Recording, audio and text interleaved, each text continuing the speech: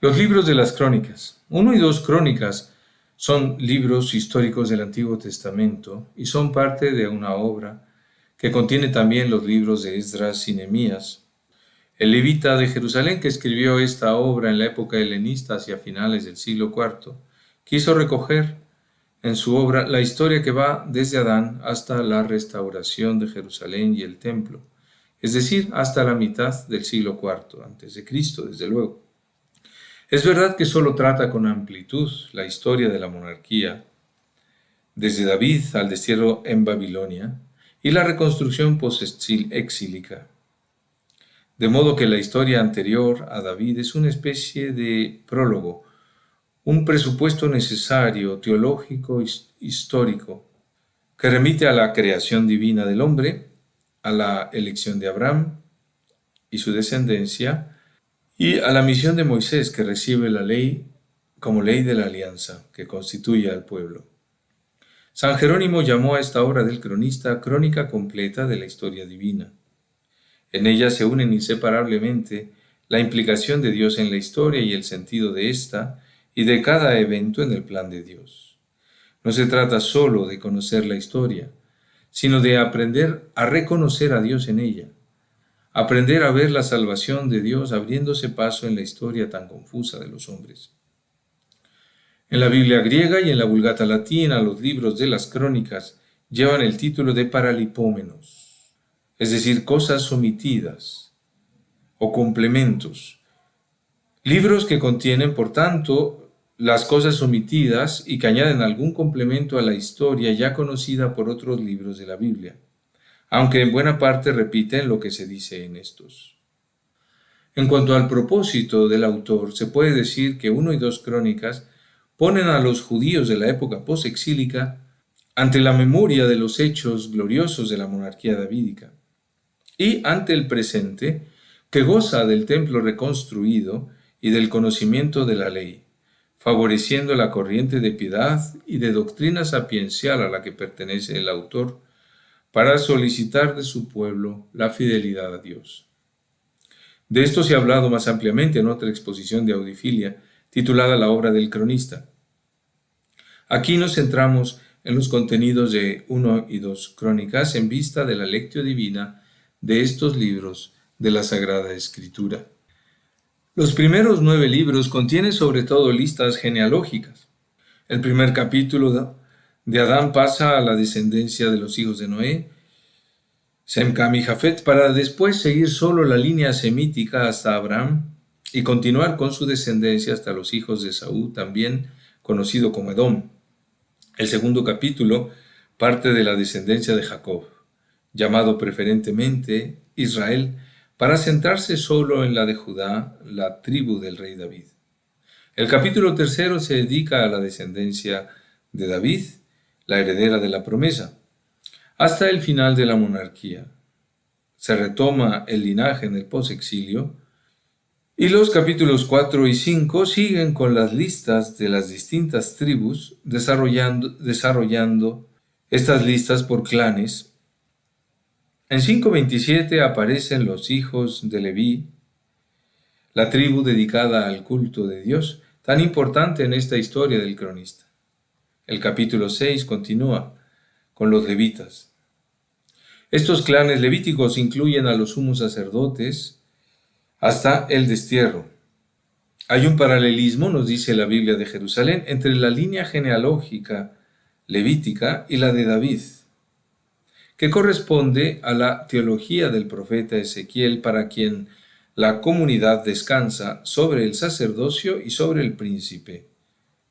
También se puede remitir a la teología de Zacarías, Ezequiel y Zacarías, los profetas que acentúan el papel del sacerdocio en Israel. En las listas se incluyen los cantores, pues el cronista ve en el canto sagrado, alabanza, confesión y acción de gracias, lo esencial del culto sacrificial. Además, el cronista vincula al rey David el oficio del canto. En el capítulo 7 siguen las listas de las tribus de Israel.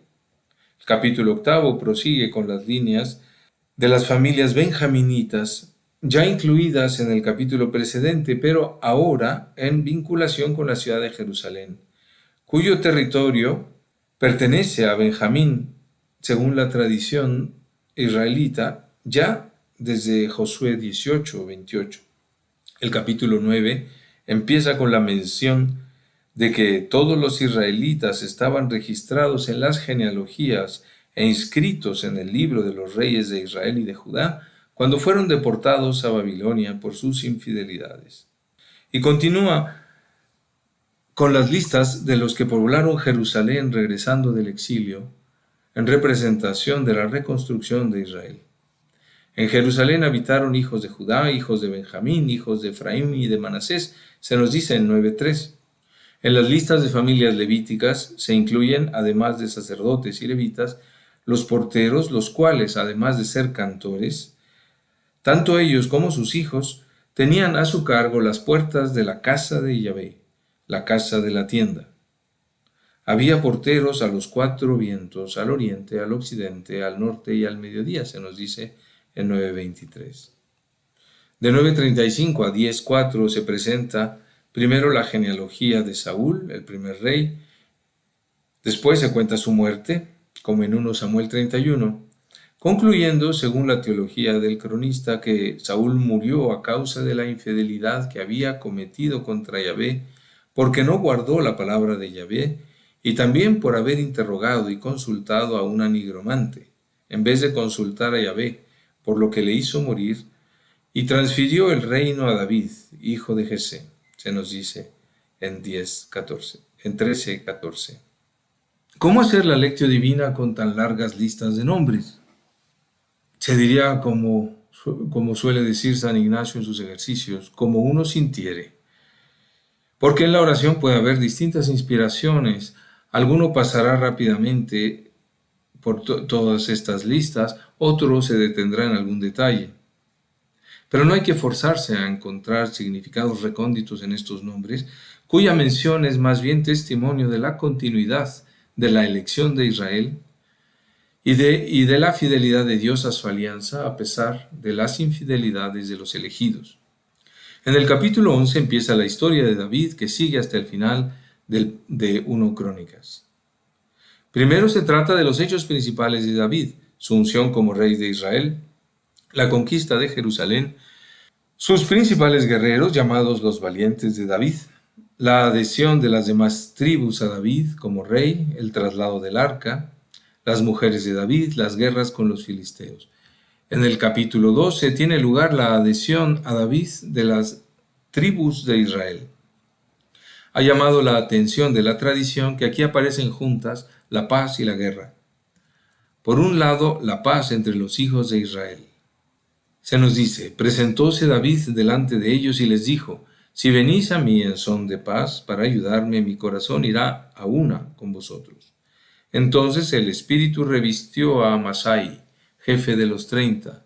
A ti, David, contigo, hijo de Jesé, paz, paz a ti, y paz a los que te ayudan, pues tu Dios te ayuda a ti, se dice en los versículos 18-19. David los recibió y los puso entre los jefes de las tropas que se describen en su número por tribus. Esta confluencia de paz y guerra ha sido comentada, por ejemplo, por San Jerónimo. Combátanme mis adversarios mientras yo hablo con ellos, pero hable yo con lengua pacífica. Muéstrenme ellos espíritu hostil, pero que el nuestro se mantenga pacífico. Pues está escrito en las crónicas, y los hijos de Israel salieron a combatir con ánimo pacífico. O, comenta también San Agustín, nosotros no buscamos nuestra propia gloria, sino la del Señor, y cuando Dios prevalece, nosotros también triunfamos. En medio de las armas, derramamiento de sangre y cadáveres esparcidos, no pensaban en su victoria, sino en la de la paz. Así San Agustín. En el capítulo 15 comienza la historia del traslado del Arca de la Alianza a Jerusalén o ciudad de David. En el capítulo 16 nos encontramos, además de noticias sobre la organización del culto, un salmo de alabanza, que coincide con los Salmos 104 y con el 95. Es esencial el lugar de la oración de alabanza en todas las batallas del pueblo de Dios.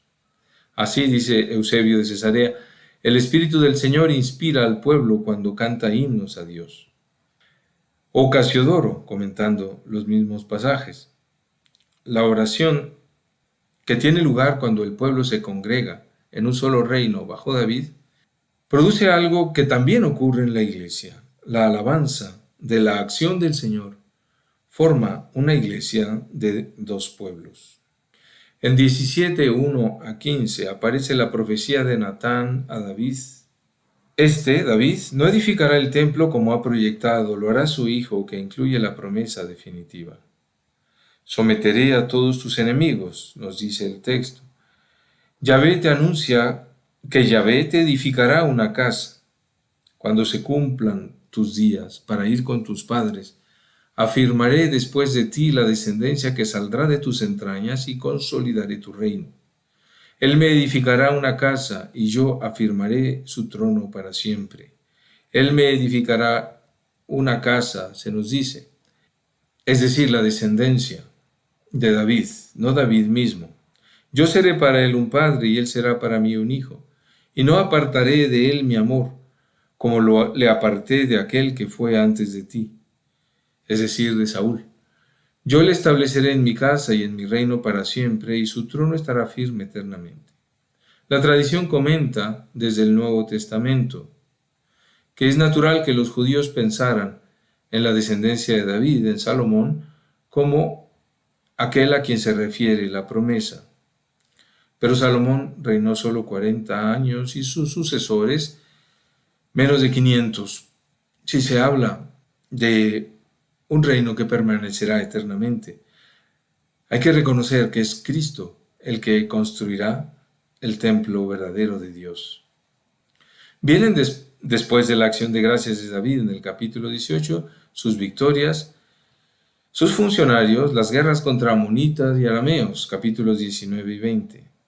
En el capítulo 21, después del pecado de David por el censo de Israel, que se atribuye a una tentación de Satán, vienen el castigo y el perdón, la organización de la preparación para la construcción del templo, hasta el final de 1 Crónicas, que concluye con el advenimiento de Salomón, a quien Yahvé, se nos dice, engrandeció sobremanera a los ojos de todo Israel. Y la muerte de David. Murió en buena vejez, lleno de días, riqueza y gloria. En su lugar reinó Salomón. Segundo libro de las Crónicas. 2 Crónicas empieza con la historia de Salomón centrada en la construcción del templo. Después de la oración para recibir sabiduría y la respuesta de Dios a esta oración, se pasa a los preparativos y a las obras de la construcción. La oración que pide sabiduría es uno de los pasajes preferidos por la tradición cristiana. Por ejemplo, dice San Gregorio Nacianceno sobre la necesidad de la sabiduría, comentando 2 Crónicas 1:10.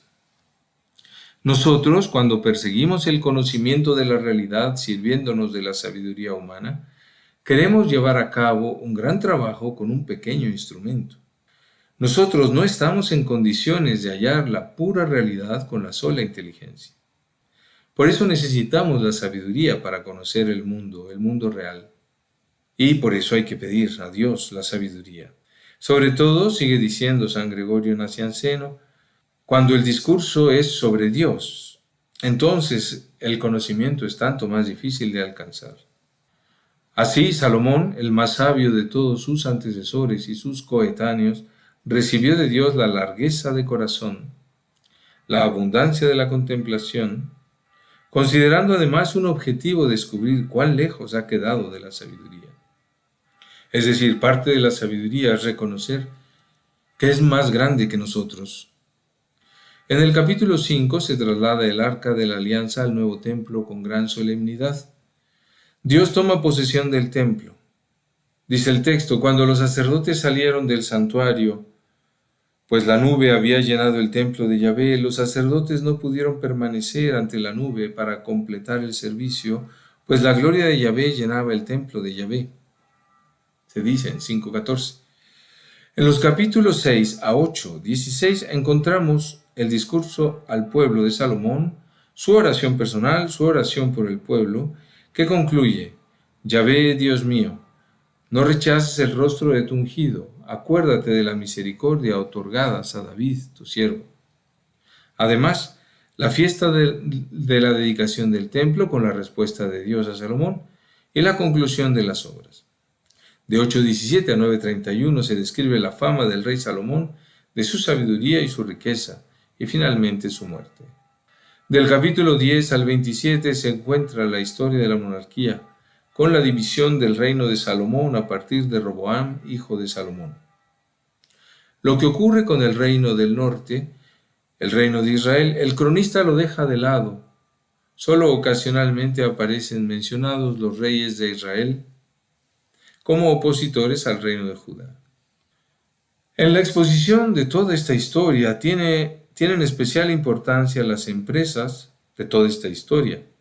Después de Salomón, tienen especial importancia las empresas en favor del templo y del culto, las cuales están emparentadas con la piedad religiosa del rey en cuestión. Destacan, por tanto, los reyes Asa, capítulos 14 a 16, y Josafat, 17, 21, 1. Y se destacan por lo mismo especialmente los reinados de Ezequías y Josías, en los capítulos 28 a 35, con los intermedios de reyes menos piadosos o verdaderamente impíos. El capítulo 36 se dedica al final de la monarquía por el destierro en Babilonia. Sobre toda esta historia vale la observación de San Cipriano acerca de 2 Crónicas 15:2.